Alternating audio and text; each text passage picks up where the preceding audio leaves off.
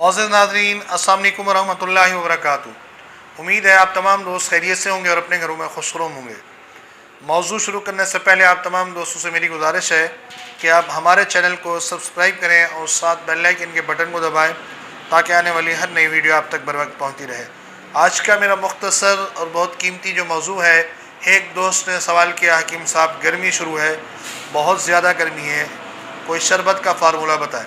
आज जो मैं आप लोगों को शरबत का फार्मूला बताऊंगा ये बहुत कीमती है और इसमें केमिकल कोई भी नहीं है और बहुत लाजवाब चीज़ है।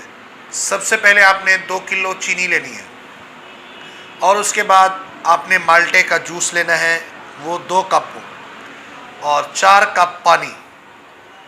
ये आप आग पर रखेंगे, चूल्हे के ऊपर पकाएं, शरबत बनाएं। जब कवाम तैयार होने के करीब हो तो इसके अंदर आपने सत लौबान 3 ग्राम डाल देना है।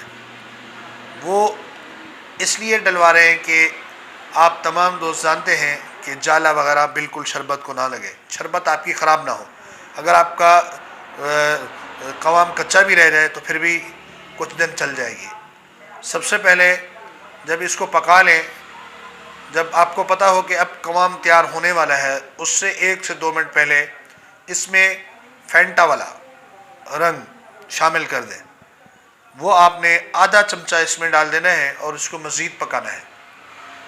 जब आपका दाना बिल्कुल तैयार हो जाए, कवाम मुकम्मल हो, आप दाने को किसी भी चमचे से लगाकर नीचे फेंकेंगे तो वो पूरा बेहतरीन किस्म का मोती की तरह बैठे, तो ये आपका कवाम तैयार हो चुका है। ये शरबत रमज़ान शरीफ के लिए भी बेहतरीन है और बहुत आला है। इसके अंदर 7 लौबान डालना है और इसके अलावा 7 लीमू भी 10 ग्राम डालना है। ये इंशाअल्लाह बहुत कीमती नुस्खा है। अगर कोई दोस्त बनाना चाहता है ज़रूर बनाए, रमज़ान में इससे लुत्फ़ अंदोज़ हो। अगर किसी दोस्त को बनाने में मुशक्क़त है तो वो हमसे भी रब्ता कर सकते हैं, इंशाअल्लाह हम भी इसको बना कर दे सकते हैं।